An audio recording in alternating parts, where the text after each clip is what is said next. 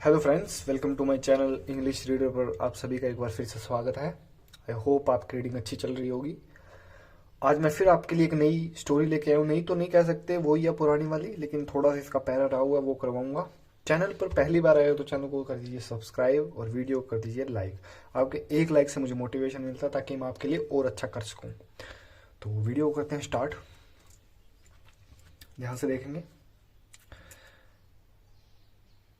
At first, the king did not pay attention to these reports.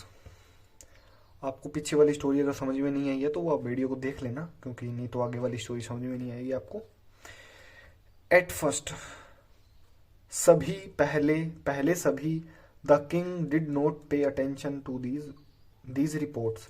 जो राज्यपाल other स्टेटों के जो कह रहे थे कि वो चरवाहा बेईमान है ऐसे करके, तो राजा ने दा लगा के दिखाया, the king did not pay attention. राजा ने ध्यान नहीं दिया दीज, उनकी रिपोर्ट्स, यानी उनकी रिपोर्ट्स पर राजा ने पहले ध्यान नहीं दिया।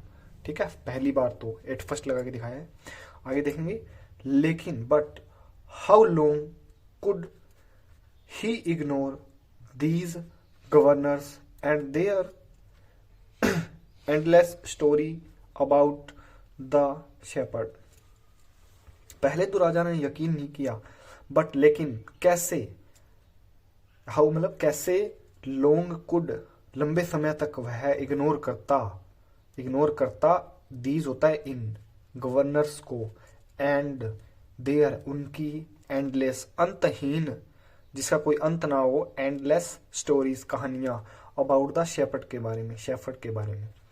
यानी इसका मीनिंग निकला कि राजा कब तक इन राज्यपालों की ये जो कहानियां हैं, इनकी बातचीत है राजा से, ये कब तक राजा इग्नोर करता, ऐसे दिखाया है। आगे देखेंगे। वन थिंग, एक दिन नहीं, one thing was certain. One thing, एक चीज थी निश्चित, एक चीज तो निश्चित थी। ये राजा सोच रहा है, आगे पता चलेगा आपको। द किंग डिस्कवर्ड, ये देखो डिस्कवर का वैसे तो अर्थ होता है खोजना, ईडी लगाया यानी खोजा, यानी राजा को एक चीज तो सर्टेन थी, द किंग ने डिस्कवर, राजा को पता चला एक चीज का, यानी पुरानी चीज है तो करके डिस्कवर दिखाया है यहाँ पे। ऐसे नहीं कि राजा को खोजा, यानी राजा को पता चला एक चीज का कि वन थिंग वॉज सर्टेन, एक चीज तो निश्चित है। वो क्या निश्चित है आगे देखेंगे। द न्यू गवर्नर, वो जो नया राज्यपाल था, did carry an iron chest with him all the time. कि द गवर्नर, जो नया गवर्नर है वो चरवाहा, डिड कैरी, डिड का अर्थ होता है ता ती ते ऐसे सुन, कैरी अपने साथ रखता है, एन आयरन चेस्ट एक संदूक या लोहे की पेटी रखता है, विथ से अपने साथ, यानी अपने साथ वो एक लोहे की पेटी रखता है, ऑल द टाइम यानी हमेशा अपने पास। ठीक है, तो यहां से मैं आपको पूरा बता देता हूं कि राजा कब तक उनकी राज्यपालों की बातों को इग्नोर करता।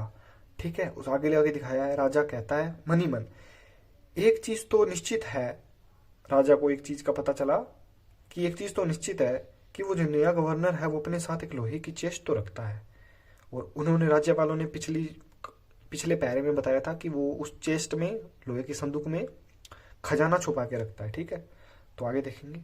सो इसलिए वन डे, एक दिन, the new governor was summoned to the place. अब इसको हम ध्यान से देखेंगे। सो वन डे, एक दिन, the new governor was summoned to the place, यानी समन भेजा गया था नए गवर्नर को, उस नए राज्यपाल को, टू द प्लेस, प्लेस यानी राजा का जो महल है, उसमें आने के लिए उस चरवाहे को यानी उस राज्यपाल को समन भेजा था। जब हम किसी को बुलाते हैं तो उसे समन भेजना कहते हैं। ठीक है, ये कोर्ट वगैरह ज्यादा है ना, वो करते हैं इस चीज का यूज। तो आगे देखेंगे। He came riding on his camel and to everyone's delight, यहां तक ही देखेंगे। ही कम, वह आया, कम कैम ऐसे यूज होता है। ठीक है, कैम यानी वह आया, राइडिंग करते हुए यानी सवारी करते हुए, अपने ऊंट की, ऊंट के ऊपर ऑन लगा के दिखाया पर, वह अपने ऊंट पर सवारी करते हुए आया, और टू एवरीवन, एवरीवन यानी वहां हर कोई, एवरीवन का तो होता है हर कोई, एवरीवन्स अपोस्ट्रोफी एस लगा है इसके आगे देखेंगे, एवरीवन का, एवरीवन थे ऐसे करके, एवरीवन डिलाइट यानी हर एक, एवरीवन खुश थे, खुश थे, ठीक है। जब वो बुलाया भाई इसकी पोल खुलने वाली है, ये संदूक में क्या रखता है, तो हर किसी के मन में उत्साह था कि हाँ देखेंगे उस संदूक में क्या है, तो एवरीवन्स डिलाइट, हर कोई उत्साहित था। The famous iron chest was there first and securely, यहां पे आगे बताऊंगा मैं इसका मीनिंग। द फेमस, जो वो फेमस आयरन चेस्ट था, यानी वो लोहे का संदूक जो फेमस हो गया था। चरवाहा इतना फेमस नहीं हुआ था कि जो वो अदर स्टेट के राज्यपाल कह रहे थे कि वो उसमें सोना चांदी छुपा के रखता है, तो इसकी बात को बहुत लोगों ने उछाला।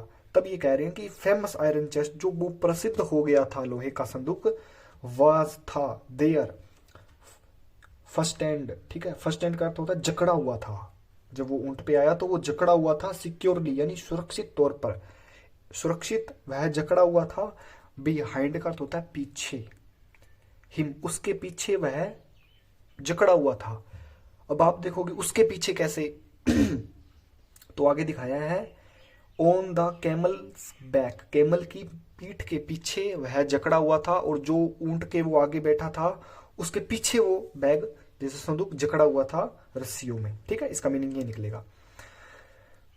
आया जब वो, तो ऊंट के पीछे बांध रखा था उसने। ये देखो ये वोकैबलरीज होती है, इनको नोट कर लीजिए। फर्स्ट एंड, ठीक है, फर्स्ट एंड तो नोट कर लीजिए आप। फर्स्ट एंड सिक्योरली होना, सिक्योरली होता है सुरक्षित रूप से, ठीक है। बिहाइंड यानी पीछे, उसके पीछे।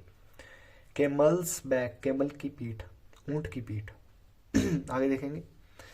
Now, now the king was angry, अब जो राजा था वाज एंग्री, गुस्से में था। ही थंडर्ड यानी वह गरजा, यानी वह गरजा उस पे और कहा उससे, why do you always carry that iron chest with you, यानी क्यों, डू रखते हो, करते हो, रखना, होना, करना, ताती ते का सेंस भी यूज होता है इसमें, लेकिन आगे सेंटेंस पढ़ के हम फिर इसका मीनिंग देखेंगे भी यहाँ इसका मीनिंग क्या निकल रहा है। इसलिए कहता हूँ रीडिंग बहुत बहुत बहुत जरूरी है। वाई डू, वाई क्यों, तुम, ऑलवेज हमेशा, कैरी रखते हो, दैट जो, आयरन चेस्ट विथ यू जो तुम्हारे साथ आयरन चेस्ट है उसे तुम हमेशा अपने साथ क्यों रखते हो। राजा पूछ रहा है, क्वेश्चन मार्क है ना, क्वेश्चन कर रहा है वाई, क्यों। उसका आगे मीनिंग बता रहा है। What does it contain, what does it contain, contain का अर्थ होता है निहित होना, निहित, किसी चीज में कुछ निहित है। यहाँ पे इसका मीनिंग तो यही बन रहा है निहित होना, लेकिन इसका मीनिंग ये व्हाट डज इट, इट का तो दिखाया संदूक, इट कंटेन होता है निहित, क्या है इसमें, व्हाट डज इट कंटेन, इसमें क्या है, क्या, व्हाट का अर्थ होता है क्या, इसमें क्या है, क्वेश्चन मार्क लगा, राजा पूछ रहा है। द गवर्नर स्माइल्ड, जो वो चरवाहा था, जो राज्यपाल था, जो ऊंट पे आया था वो मुस्कराया। ही आस्क्ड, और उसने कहा, हिज अपने सर्वेंट, सर्वेंट होता है नौकर, सेवक, ठीक है। आप ये नोट कर लीजिए, वोकैबुलरीज होती हैं ये। सर्वेंट का अर्थ होता है नौकर या सेवक। ही आस्क्ड, उसने कहा अपने सेवक से, टू ब्रिंग, ब्रिंग का अर्थ होता है लाना, एक होता है बिकम, बिकम का होता है, बिकम का अर्थ होता है बनना, होना, ब्रिंग का अर्थ होता है लाना, बोट का, ब्रिंग, ब्रोट, ब्रोट ऐसे है, ये फर्स्ट फॉर्म है, फिर वो सेकंड फॉर्म, थर्ड फॉर्म है ऐसे। ब्रिंग का अर्थ होता है लाना, सर्वेंट को ब्रिंग लाने को कहा, इन द चेस्ट, वह लोहे का संदूक लाने के लिए या लोहे की पेटी लाने के लिए अपने सेवक को कहा, उस राज्यपाल ने, राजा को दिखाने के लिए। How eagerly the people standing around waited for the shepherd to be found out, ध्यान से समझिएगा इसको। How eagerly, how eagerly, how eagerly का अर्थ होता है कैसे, ठीक है। ईगरली यानी बेसब्री, द पीपल लोग बेसब्री से, स्टैंडिंग खड़े थे, अराउंड होता है आसपास, आसपास खड़े थे, और प्रतीक्षा कर रहे थे। फोर लगा के दिखाया है द शेपर्ड, शेपर्ड की प्रतीक्षा नहीं कर रहे थे वो। टू बी फाउंड आउट, इस बक्से में क्या निकलेगा, फाउंड आउट, फाउंड आउट का अर्थ होता है खोजना, कोई चीज खोजी, इस बक्से में क्या निकलेगा ऐसा, इसलिए वो उत्साहित थे और चारों तरफ खड़े थे उसके राज्यपाल के। यहाँ पे ये फोटो देख सकते हो आप, लेकिन इतना क्लियर नहीं होगा आपको, फोटो दूसरी है ये, आगे देखेंगे। But how great was their astonishment and even the king himself when the chest was opened। अब ये है ना, ये स्ट्रक्चर अलग होते हैं इंग्लिश में, आप रीडिंग तो करना सीख जाओगे, लेकिन अगर आपने ग्रामर पढ़ी है ना तो ये स्ट्रक्चर होते हैं, यहाँ से स्ट्रक्चर स्टार्ट है ये। when यहाँ पे रुक गया, आगे देखिए, when the chest was open, जब द चेस्ट लोहे का संदूक ओपन यानी खोला गया था, उसके बाद में ये लाइन लिखी है ना, ये बताएंगे उसमें क्या था या क्या है।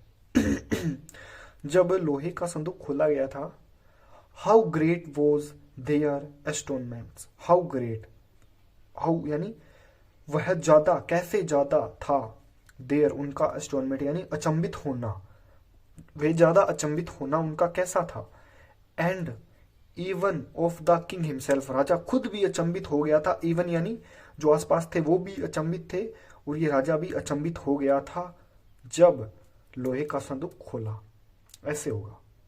अब इसीलिए मैं आपको रीडिंग करवा रहा हूं ताकि आपकी ये बिल्ड मजबूत हो भी, आप चीजों को जोड़ना सीखें, ठीक है। इंग्लिश वाकई में आसान लैंग्वेज नहीं है, मैंने सीखा इसको, लेकिन अगर आप निरंतर प्रयास करोगे तो आपके लिए बहुत आसान है, ठीक है।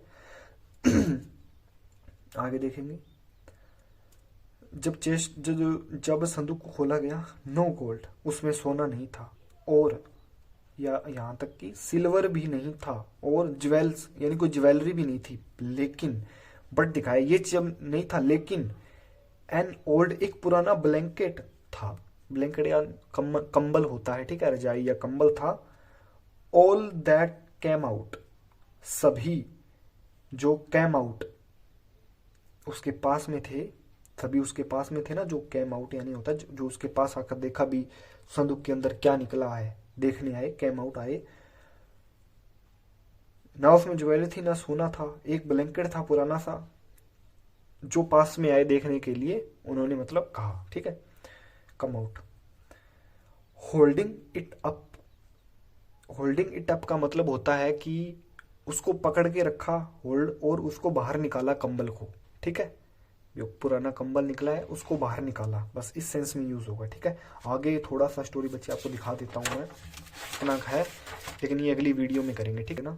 और आपके एक लाइक से मुझे मोटिवेशन मिलता है ताकि मैं आपके लिए और अच्छा करूँ। अब 1-2 दिनों में आपके लिए मैं क्लास लेके आ रहा हूँ, उसमें मैं आपको ऐसी चीज़ें करवाऊंगा जो यूट्यूब पर आज तक किसी ने नहीं करवाई, और उसका आपको बेनिफिट भी मिलेगा, ठीक है। वो क्लासें देखना मत भूलना बिल्कुल भी। तो चैनल को सब्सक्राइब, लाइक, वीडियो को शेयर कर देना अपने दोस्तों के साथ जिनकी भी इंग्लिश कमज़ोर है। तो चलिए मिलते हैं नेक्स्ट वीडियो में, तब तक के लिए बाय बाय आप सभी को।